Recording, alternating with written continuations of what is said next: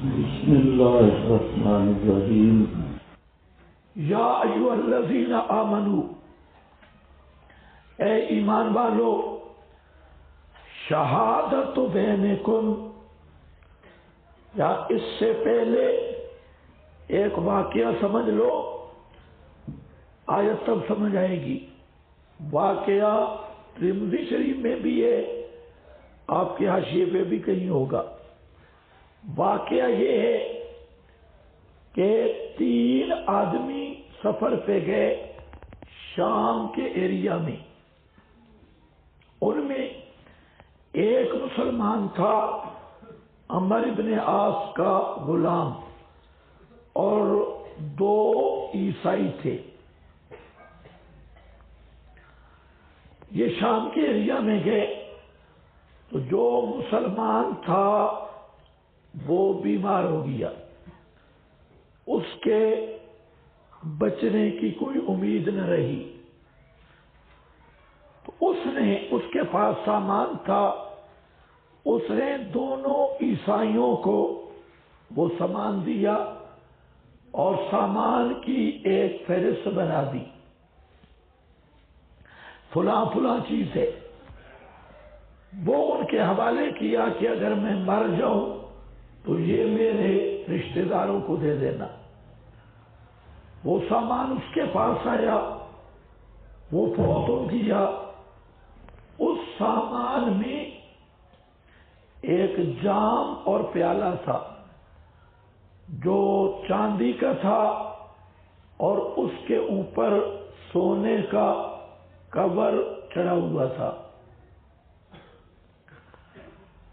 وہ جو دونوں عیسائی تھے انہوں نے وہ کٹورا اور وہ جام بیچ دیا اور اصل وارثوں سے چھپا لیا، چھپا کر بیچ دیا۔ باقی سامان جو تھا انہوں نے وارثوں کو واپس کر دیا۔ جب وارثوں نے سامان کھولا تو ان کو سامان کی فہرست ملی، ان میں وہ جام بھی لکھا تھا، اس کی قیمت بھی، لیکن جام سامان میں نہیں تھا۔ وارثوں نے پوچھا کہ کوئی چیز تم نے بیچی ہے؟ انہوں نے کہا نہیں۔ وارثوں نے پوچھا جب وہ بیمار ہوا تھا اس سامان میں سے کوئی چیز اس نے بیچی ہو؟ لمبا بیمار تھا، مختصر تھا؟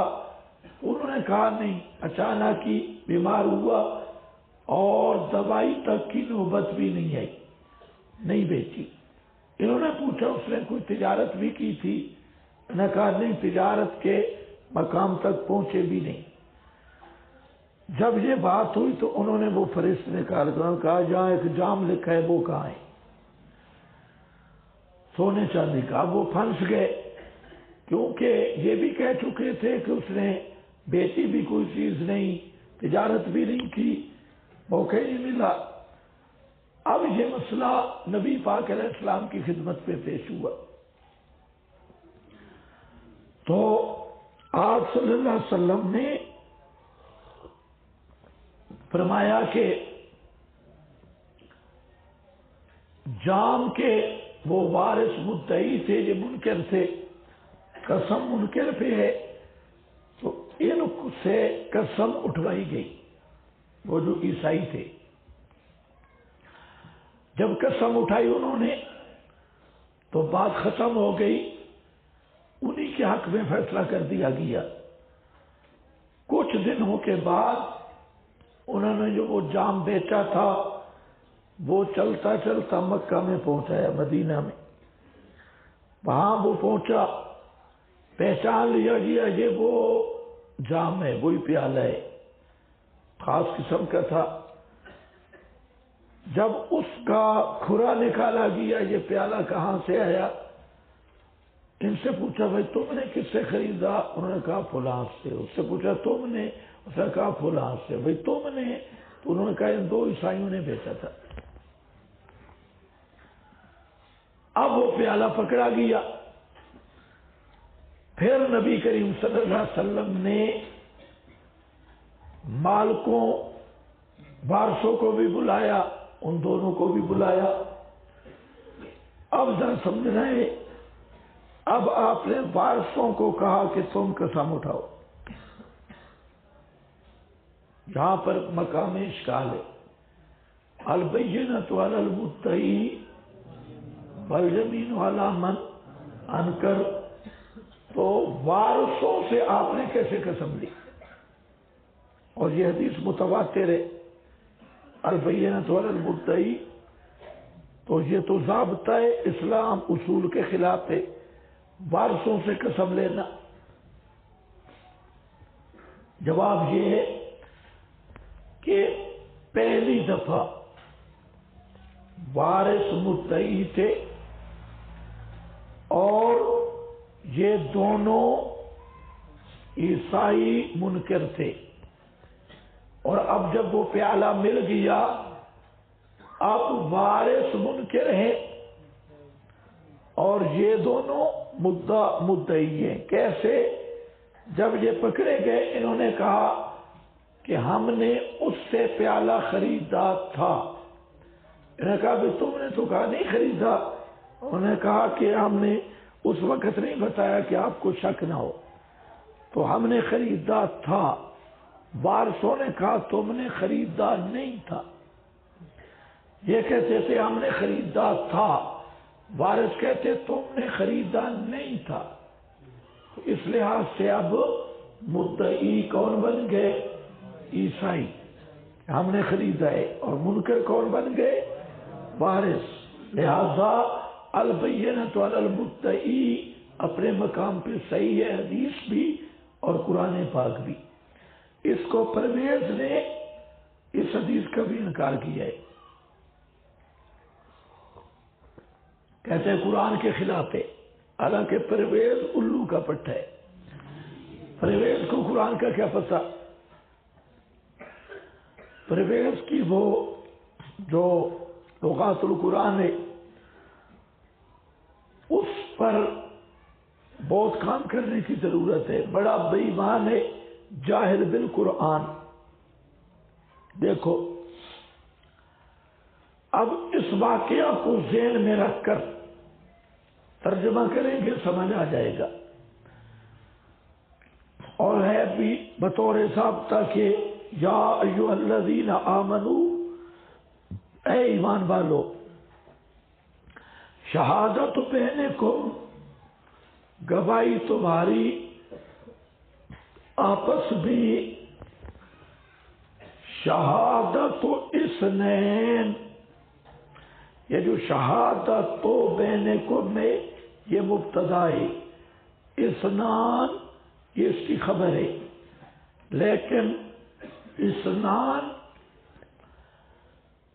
یہ اصل میں مضاف الیہ ہے، اس کا مضاف حذف کر کے اثنان کو قائم مقام مضاف کے کھڑا کر دیا گیا۔ کیا سمجھے ہو؟ شہادت بینکم مبتدا، اثنان اس کی کیا ہے؟ خبر، لیکن اثنان یہ اصل میں تھا شہادت اثنین، شہادت اثنین، اثنین شہادت جو اثنین کا مضاف ہے اس کو حذف کیا اور مضاف الیہ کو مضاف کی جگہ پہ کھڑا کیا، اور مضاف والا اعراب وہ مضاف الیہ کو دے دیا، مضاف والا اعراب رفع مضاف الیہ کو دے دیا۔ اصل عبارت ذرا خیال کرنا، شہادت بینکم، شہادت اثنین، گواہی تمہاری آپس میں دو عادل آدمیوں کی گواہی ہے۔ شہادت اثنین کب؟ اذا حضر احدکم الموت، شرط جب حاضر ہو ایک تمہارے کو موت، یعنی وقت وصیت کے، وقت وصیت کا موت آنے سے پہلے اسباب موت مراد ہے مرض الموت. ذوا عدل منکم، یہ جو اثنان دو گواہ ہوں یہ صاحب عدل ہوں تم میں سے، یعنی مسلمان، او آخران یا دیگر دوسرے، اگر مسلمان نہ ملیں، من غیرکم تمہارے علاوہ، ان انتم ضربتم فی الارض، مثلا تم سفر کرتے ہو زمین میں، بس پہنچ گئی تم کو مصیبت موت کی، تحبسونہما روکو گے تم ان دونوں گواہوں کو، من بعد الصلاۃ بعد صلاۃ کے، ان کو روکو گے کس پر؟ بیان حلف پر، مدعا علیہ یعنی وصی جس نے وصیت کی تھی، بعد نماز کے. کیوں بھائی نماز کے بعد کیوں؟ اور مراد بھی کیا ہے؟ نماز عصر. اس کی کئی وجوہات ہیں. ایک وجہ یہ ہے کہ نماز عصر کا وقت فضیلت کا وقت ہے، فضیلت کا وقت، اور جس طرح فضیلت والی جگہ پہ گناہ کرنے کی حرمت بڑھ جاتی ہے. مثلا ایک آدمی مسجد میں بدکاری کرتا ہے تو اس کا گناہ کئی گنا بڑھ جائے گا مکان کے تقدس کی وجہ سے. تو اسی طرح زمان کا تقدس ہے کہ زمان کی بے ادبی، رمضان میں گناہ بنسبت دوسرے مہینوں کے بھاری. اسی طرح نماز عصر فضیلت کا وقت ہے. یہ قسم میں کیا ہے؟ تغلیظ. کیا چیز ہے؟ تغلیظ زمانی.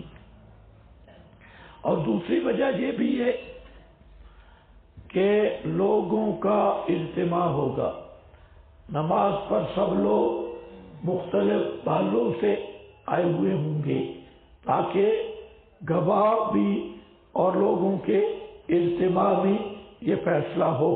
اس لیے من بعد صلاۃ کہا.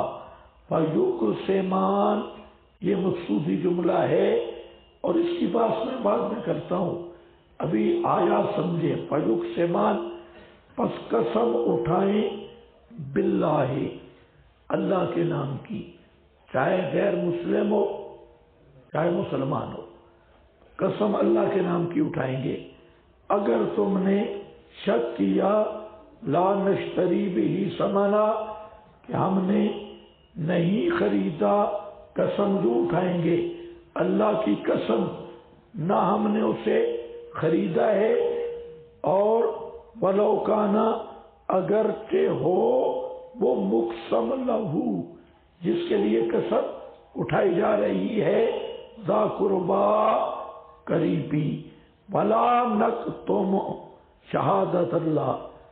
قسم جو ہوگی لا نشتری بھی ثمنا ولا نکتم شہادت اللہ انا اذا لمن الآثمین. اللہ کی قسم ہم نے اس کٹورا یا وہ سامان خریدا بھی نہیں اور ہم اللہ کی گواہی کو چھپا بھی نہیں رہے. اگر ہم اس طرح کریں تو لمن الآثمین، ہم گناہگاروں سے ہوں. یوں قسم. اور یہ ولو کانا ذا قربا اس لیے ذکر کیا کہ عموماً گواہی اور قسم کے معاملہ میں رشتہ داری کی وجہ کی رعایت آتی ہے، اس لیے اس کو بھی ساتھ ذکر کر دیا. بس یہ ایک ختم ہو گیا. فیقسمان وہ جو آئے تھے انہوں نے کیا قسمیں اٹھائی تھی، اور دونوں عیسائیوں نے اللہ کے نام کی. ہمیں اس کٹورے کا کوئی پتہ چلتا نہیں. اس کے بعد کٹورا مل گیا، اب معاملہ گڑبڑ ہو گیا. فَإِنْ أُثِرَ عَلَىٰ أَنَّهُمَا، اگر اطلاع پائی گئی بات پر کہ وہ دونوں استحقا اسمن، کہ وہ دو گواہ الزام اور گناہ کے مستحق ہوئے، فآخران یقومان، یہ آخران کون ہیں؟ یہ برسائے، وہ کھڑے ہوں ان کی جگہ پر اس آدمی استحق علیہم جس پر ضرر آیا، جو پہلے دو ہیں باقی وارثوں کے اعتبار سے یا آخران سے بدلے، فیقسمان باللہ، پس قسم اٹھائیں اللہ کی، اور کیا کہیں؟ لشہادتنا احق من شہادتہما، ہماری شہادت زیادتی حقدار ہے ان کی شہادت سے، ہم نے زیادتی نہیں کی، انا اذن، اگر ہم زیادتی کریں اس وقت ہم ظالموں سے ہوں، ذالک، یہ علت تحلیف اوصیاء، یہ ان سے قسم کیوں لی گئی؟ اوصیاء سے جن کو وصیت کی تھی، ذالک ادنا ان یاتو، یہ زیادہ قریب ہے کہ لائیں شہادت اس کی طرز پر، اور یخافو، یا اس بات سے ڈریں کہ ان کی قسمیں واپس کر دی جائیں گی براسا کی قسموں کے بعد، واتقوا اللہ، ڈرتے رہو اللہ سے، واسمعوا، اور بات سنو، واللہ لا یہدی القوم الفاسقین۔ یہاں جو اشکال تھا وہ سمجھ آیا یا نہیں آیا؟ اصل اشکال تھا کہ وارثوں نے کس قانون پہ قسمیں اٹھائی ہیں؟ تو میں نے کہا ایک حیثیت سے وارث منکر ہیں، تو منکر کے ذمہ قسم ہے، وہ کہتے ہیں ہم نے کٹورا خریدا تھا، یہ کہتی ہے کہ نہیں خریدا تھا، اور پہلی صورت میں وہ جو وارث تھے وہ مدعی تھے اور یہ گواہ یہ منکر تھے، وہ دعویٰ کر رہے تھے کہ بھئی پیالہ تمہارے پاس ہے، یہ کہتے بابا ہمیں نہیں پتہ، ہمارے پاس نہیں ہے، یہ دونوں حیثیتوں میں گواہی پوری ہے۔